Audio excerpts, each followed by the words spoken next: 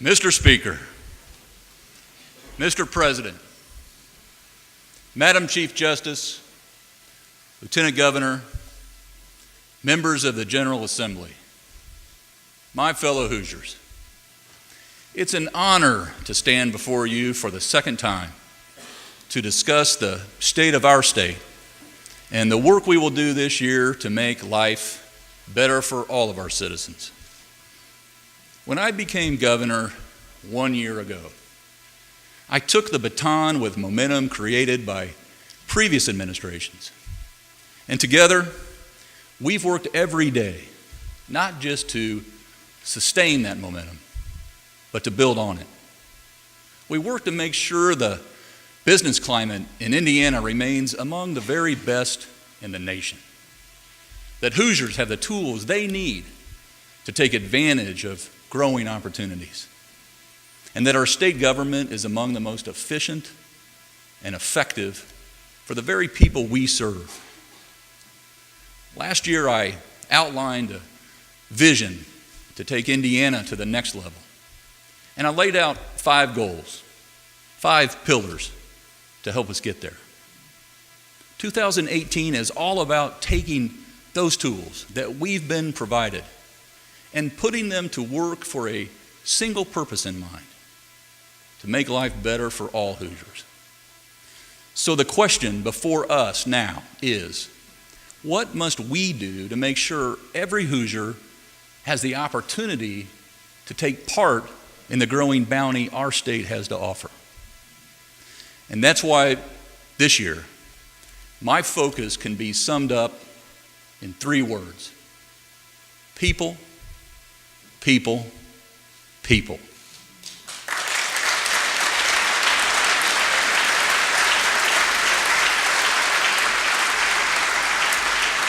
Now, before we look ahead, let's look at where Indiana stands today. Stands might be the wrong verb, because the truth is, Indiana is on a roll.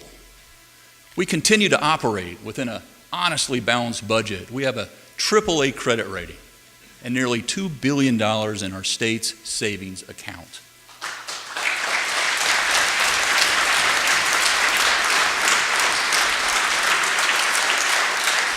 In large part, because of our low tax and reasonable regulatory climates, we rank best in the Midwest and a top 5 state in the nation for doing business.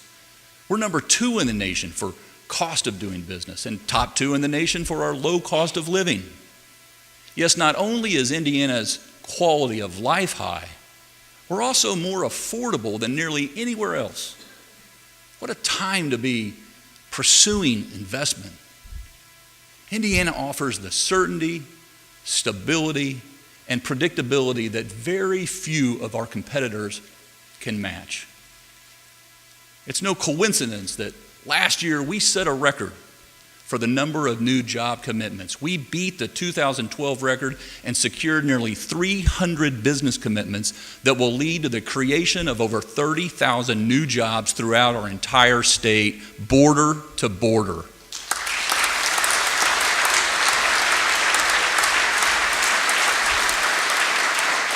And these are good jobs with wages 1/4 higher than the average Hoosier wage. So I've challenged Secretary Jim Schellinger and President Elaine Beadle and the other good folks at the Indiana Economic Development Corporation to do it again this year, but I've upped the ante. How about 35,000 new job commitments in 2018?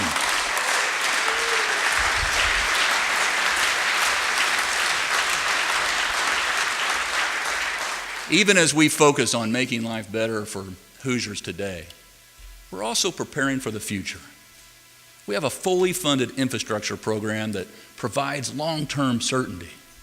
Our Next Level Roads program provides nearly $6 billion in this biennium alone, includes significantly more resources to local communities all across the state, and will increase year after year after year, thanks to your efforts to convert plans to projects. Indiana's infrastructure is the envy of the nation. Thank you.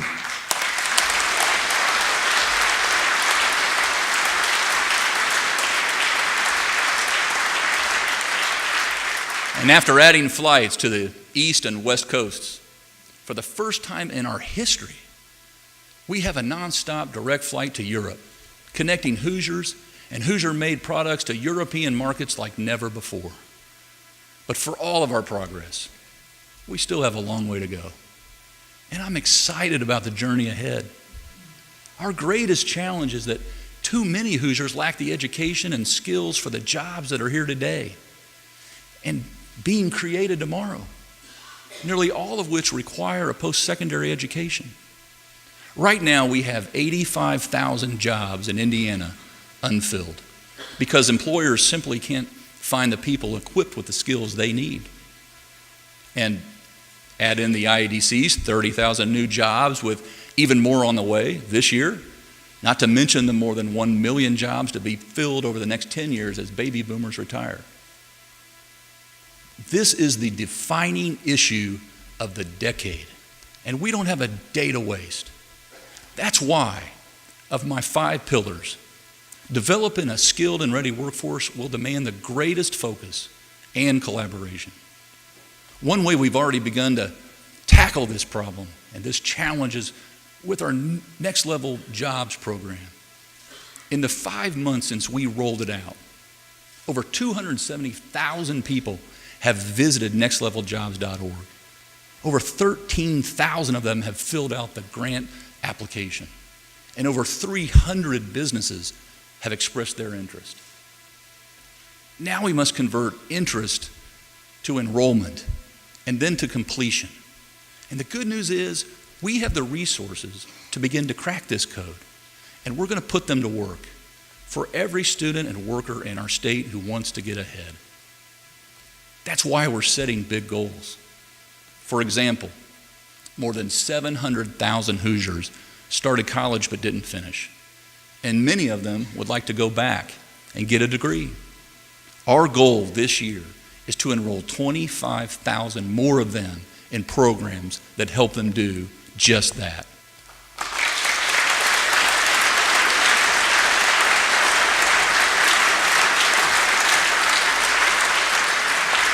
Another 475,000 Hoosiers don't have a high school diploma. Our goal this year is to help 30,000 of those adults obtain the education and the skills they need to get a better job. We'll also establish a state work-based learning and apprenticeship office that will increase the number of these opportunities from 12,500 to 25,000 by the end of 2019, moving Indiana into the top 5 in the country. And on the employer side, by the end of this year, we'll engage 250 companies to train and hire employees through our employer training grant program. And we won't forget the 27,000 Hoosiers in our prison system. By 2020, we'll graduate at least 1,000 inmates annually in certificate programs that will lead to good jobs when they get out.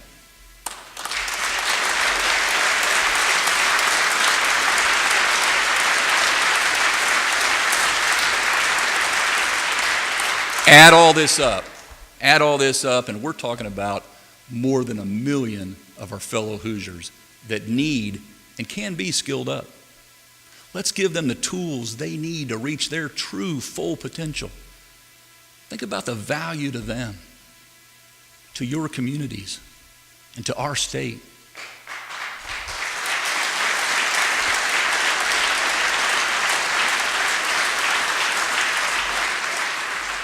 We also need to set our lens wide enough to include future generations. To do that, we must ensure that every Hoosier student receives an education infused with STEM subjects, critical thinking skills, and the intellectual curiosity that prepares them for lifelong learning. So when they graduate from high school, they have a ticket to their future success, be it going on to college or entering the workforce to realize a fulfilling career. To get these results, we'll commit to forming partnerships like never before. Over the next year, we'll use the newly created Education to Career Pathways Cabinet, led by Secretary Blair Milo, Superintendent Jennifer McCormick, Commissioner Teresa Lovers, DWD Commissioner Fred Payne, and OMB Director Micah Vincent to set the framework to guide regions and communities. By next year, we must be armed with the framework to drive the legislative action that's required, including funding changes. But now, lawmakers, we need your support to position this cabinet for success, to ensure school-age Hoosiers are gaining the experiences and skills they need to thrive in our ever-changing global economy. This new approach will take the process away from compliance and regulation and instead focus on local capacity building, empowering Hoosiers at the local level. Late last year, Indiana's State Board of Education took a crucial step by approving new graduation pathways for high school students beginning in 2019. And this year, we must advance a more relevant high school diploma so that every student graduates with a diploma that is their opportunity to advance to the next step along their path. Also this year, with your leadership, we'll enact legislation to require every Indiana K-12 school to offer computer science courses, and will pay for the teacher professional development they'll need to inspire their students. We'll also take better advantage of programs with proven results, such as the Jobs for America's Graduates Program, or JAG. Last month, I agreed to be the chairman of this terrific national program that helps at-risk students complete their high school diplomas. I'm committed to expanding JAG. It works. So as we evaluate programs over the next year, we'll maximize existing resources and work with the private sector to add 250 more programs all across Indiana within the next 5 years.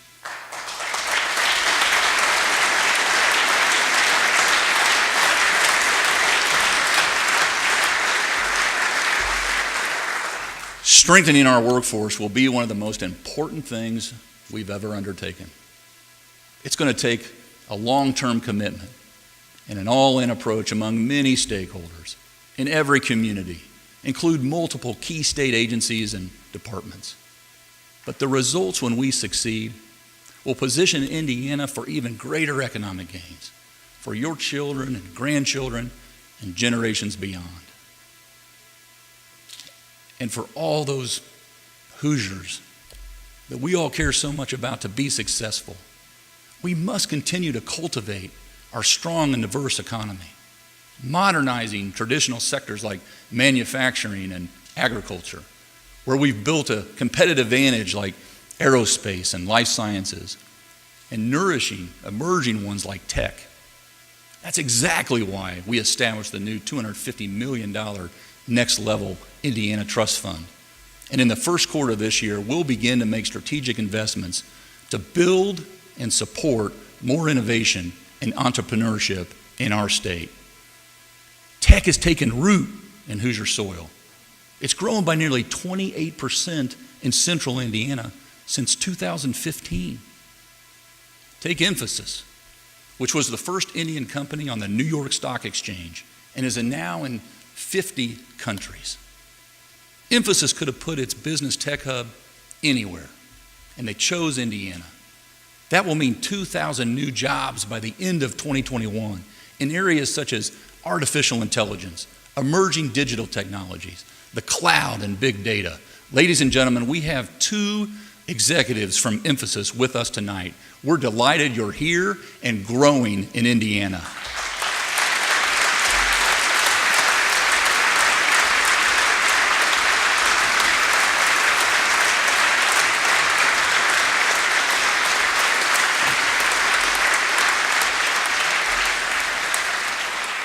Emphasis is just one of the many examples. Salesforce, Aperio, Lessonly, and so many smaller companies have created a critical mass of talent, making Indiana one of the best places for tech in America. With your help, we're clarifying the sales tax exempt status of software as a service in 2019, something 29 other states have already done, and critical to our ability to continue to recruit these dynamic companies. And we'll expand our efforts to attract more veterans to relocate to Indiana when they leave their military service. We'll go to them and not wait for them to find us. Not only have our vets earned our gratitude and support, but their discipline, focus, and motivation make them ideal workers for any Hoosier employer.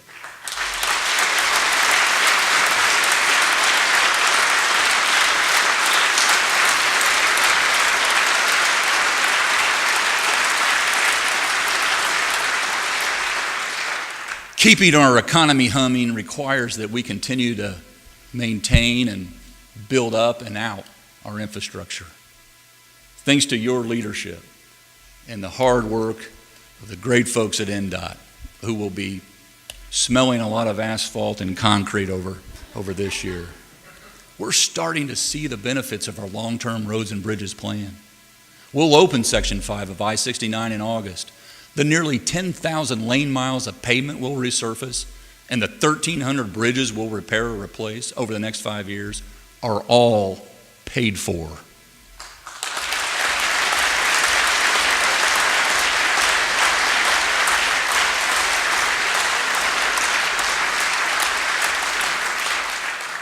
Of course, infrastructure is more than roads and bridges. We're completing due diligence to add a 4th water port in southeastern Indiana. And we're working to add more direct flights in growing cities like South Bend and Fort Wayne and Evansville to strengthen Indiana's connection with markets throughout the country and the world. It's also high time for Indiana to address our aging water infrastructure.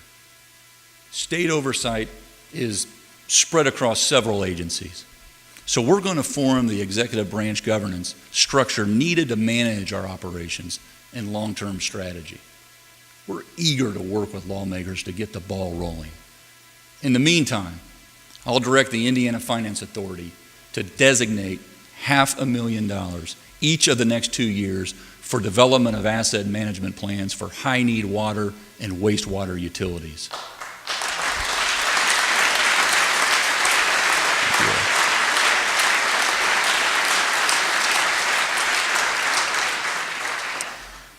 We must also strengthen a certain segment of our ailing human infrastructure. A big part of our focus on people is to continue to attack the opioid epidemic head on. Under Jim McClellan's leadership, we're taking a balanced approach: treatment, prevention, and enforcement. Our efforts to integrate the technology needed to help physicians access the state's prescription drug monitoring system, known as INSPECT, are going even faster than we anticipated. In September, just 1 hospital was using the new system.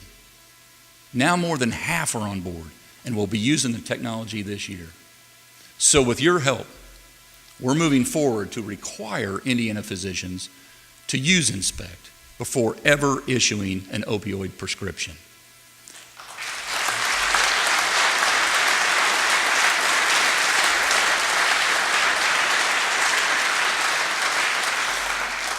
We'll seek to increase the number of opioid treatment locations from 18 to 27, so nearly everyone in the state will be less than an hour's drive to treatment. We'll engage and improve our reporting of drug overdose deaths so we know precisely the scale of the problem and can attract more funding to treat our citizens. And we'll strengthen our enforcement efforts and send a clear signal to anyone who would profit from this scourge. If you deal or manufacture illegal drugs that result in someone's death, you will be charged with our highest level felony, and you will go to prison for a long, long time.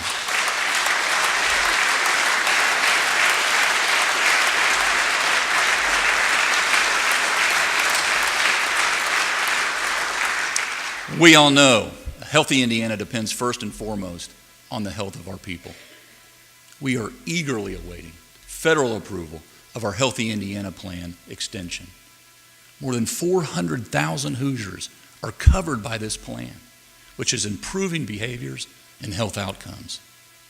3 successive administrations have built HIP into a national model, and we're ready to take it to the next level with expanded services to help those affected by this drug epidemic and help eligible members transition to meaningful employment. We've worked closely with our federal partners for nearly a year, and I assure you that we'll continue to take care of Hoosiers and those who may seek coverage through this model plan.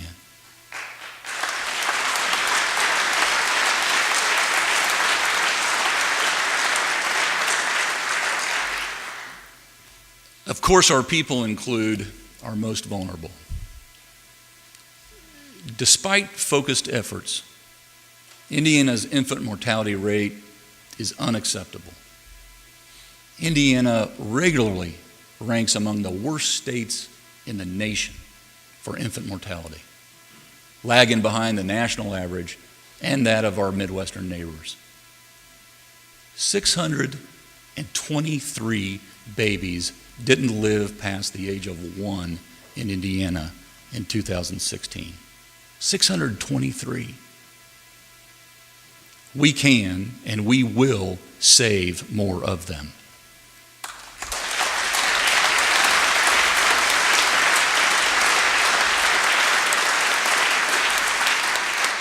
Our infant mortality rate is a direct lens into the overall health of Hoosiers.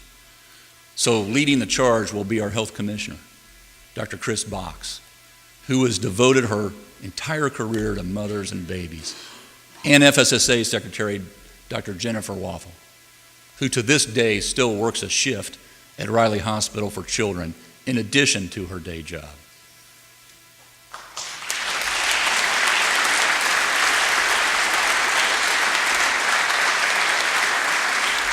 We'll take an important step this year by working with you to implement a levels of care program to assure that the highest risk babies are delivered at hospitals with the facilities to meet both the needs of the mother and the baby. But we must do more. So tonight I'm setting a goal to become the best state in the Midwest for infant mortality rates by 2024.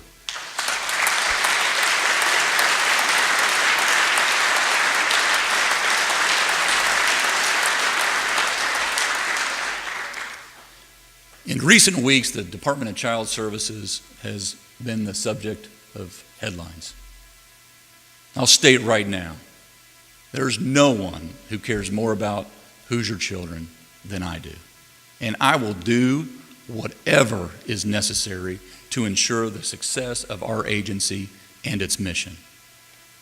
I'm delighted that Terry Stigdon is coming on board as our new director, and firmly believe that our big three human services agencies, DCS, Health, and FSSA, will partner now more than ever to address child and family issues.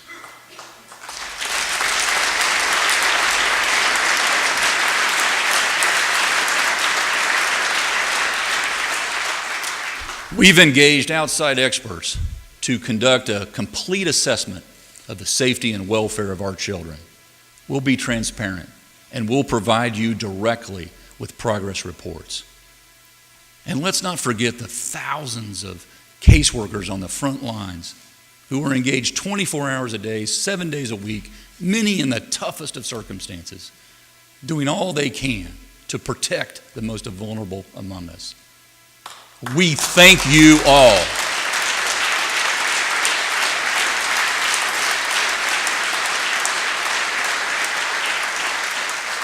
We're so thankful for all you're doing for our kids and for Indiana.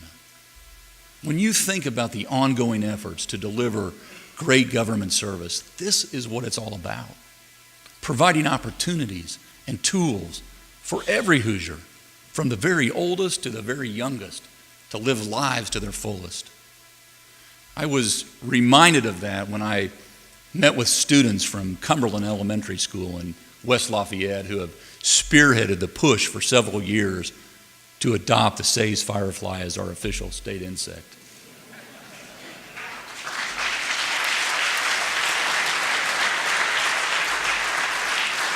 In fact, some of them are in my office right now watching this speech. At least that's what they're supposed to be doing in my office. For those who may not know, Thomas Say, a renowned entomologist, named the Say's firefly in 1826 while living in New Harmony. This is a great way for young students to be involved in the civic process. It will promote good citizens, and it will bring attention to science and the outdoors.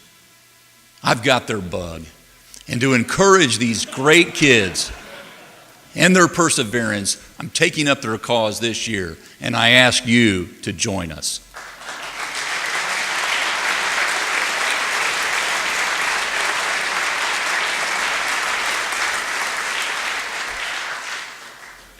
It's impossible to think about civics and people without honoring and remembering those who gave their lives so that we could continue to enjoy ours. Up in the balcony, the chair next to Janet symbolizes those Hoosier heroes we lost this year. Please join me in a moment of silence as we remember them.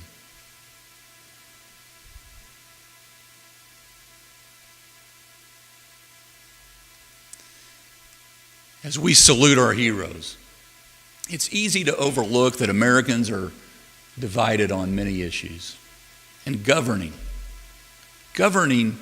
often requires bridging those divides. We Hoosiers have been blessed with a character that more often than not leads us to solve problems rather than assign blame, and to work in common cause rather than tear each other down. We have two exemplars with us here tonight. Eva Core, the 2017 Sachem recipient, whose life has inspired me and countless others around the world. And Jim Adderhold, a true leader and mentor who is retiring after 30 years of public service.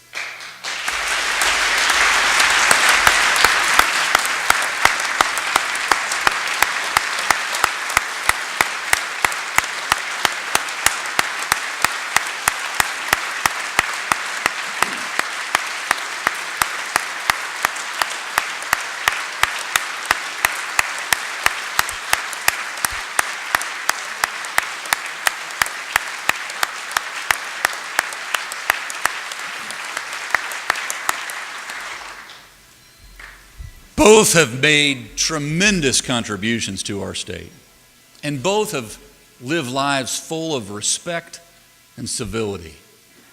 So going forward, I'm going to view civility as the very foundation that all 5 pillars I just described rise up from. I'm convinced that our ultimate goals, this ambitious to-do list, will remain elusive unless we stay open to different views, that we treat each other with respect, and we focus not on what divides us, but on what we have in common. E pluribus unum.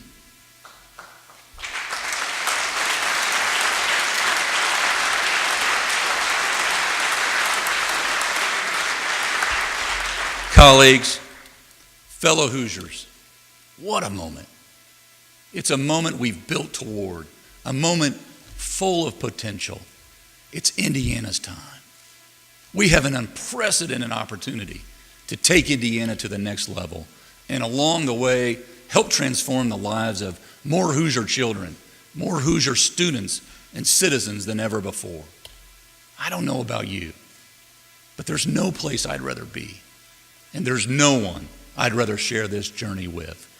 God bless you all, and may God continue to bless our great state. Thank you very much.